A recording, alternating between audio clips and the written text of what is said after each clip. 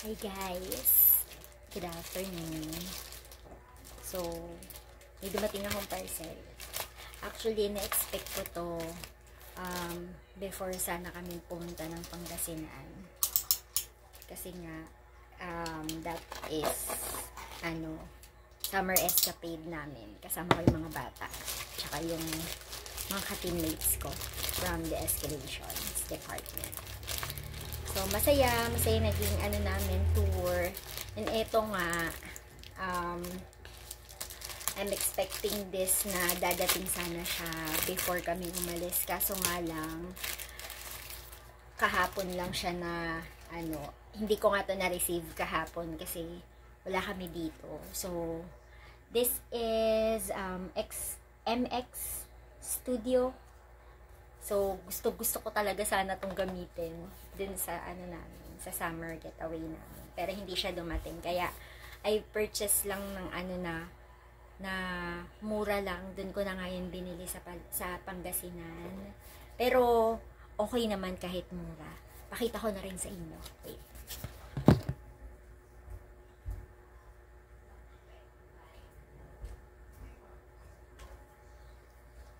Yan. Nabili ko lang to dun sa isang store na malapit dun sa pinaka-resort na pinagstayan namin. Pero, cute din naman siya. Medyo maselan ako sa, sa pag-purchase ng glasses. Kasi, mabilis na sumakit yung, yung mata ko. Kahit na walang, na walang grado, pang, lang siya, pang suot lang. Parang nahihilo ko. Pero, eto, worth the purchase naman. 120 pesos lang yung bili ko dito. Ayan siya. So, ang cute niya naman. Medyo malaki lang yung frame niya, pero kahit na ganun pa na malaki yung frame niya, okay lang din naman siya sa akin. Hindi naman siya masagwang tignan kasi yung shape ng mukha ko, oval shape siya. So, medyo mapili talaga yung mukha ko sa mga salamin. So, that's why I purchased this one. Yun nga, as I mentioned, ine-expect ko tong dumating before kaming umalis, going to Pangasinan. So, anyways, let's open this.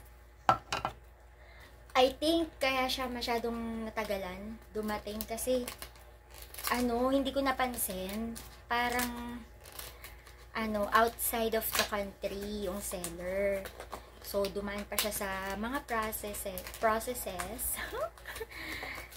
para ma-i-deliver siya dito sa Pilipinas. So, madalas ko tong makita sa TikTok FYP ko. Kaya ito, nagpabudol na yung nanay nyo. So, let's open it. Ang ganda ng packaging talagang, oh! Secure na secure. Ang ganda ng pagkakagawa ng box. Tsaka ito siya. May kasama na siyang leather case. Nice. 'Di ba? Travel safety. Tapos, meron na rin siyang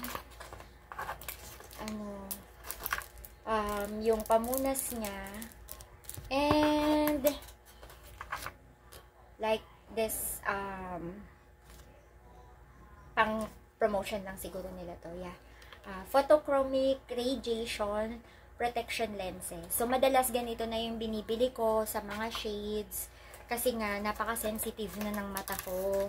Nagkukos na siya ng, ng headache sa akin. Kadalasan, kapag yung basta-basta lang ako bumibili ng shades. Like, minsan may nagugustuhan akong shades sa Baclaran. Pag binili ko yun, tas ginamit ko na siya.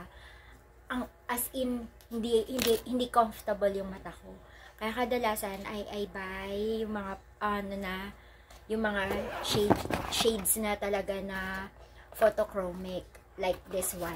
So, sana worth the purchase din to. Open na natin. Ang ganda ng leather ng niya. Yung leather ng shades. So, actually, ko dito, nabudol ako dito kasi sabi, you'll be wearing or you can wear 4 different shades in one frame. So, let's check. Totoo ba? Oh, ganda ng niya. Talagang hindi made-deform yung glasses. Protected siya. So, let's open. This is the product. Ito yung pinaka, oh, wow.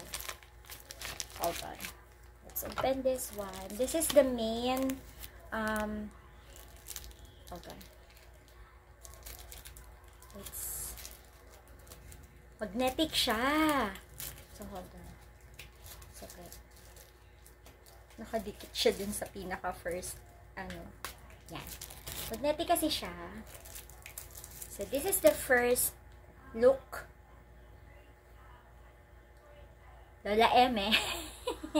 And then, may kasama siyang 3 different shades na pwede mong pagpalit-palitin while you're on a travel.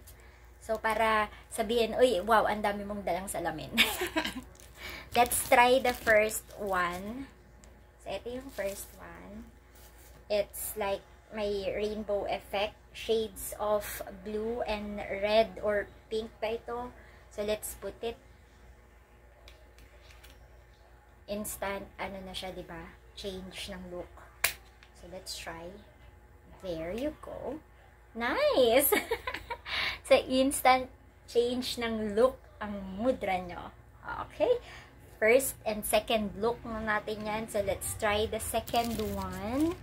So, meron mga individual, plastic para hindi magasgas yung frame ng shades no. Or, this is the usual, shades na nakikita natin, which is shade na color black yung pinaka niya. So, let's try this one. Hold on.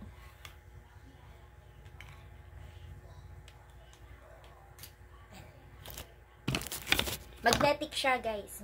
Meron siyang magnet on the 2 sides. Tapos, yung pinaka-middle part niya is meron siyang, as you can see, meron siyang hook dito para mag-hold siya like this one, like this.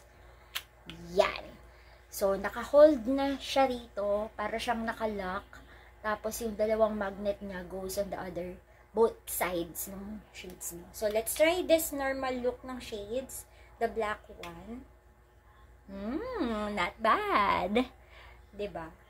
Pang summer getaway. And then, let's put the first, shades inside na. So, hindi siya masakit sa mata. Hindi ko na-feel na parang yung paligid ko.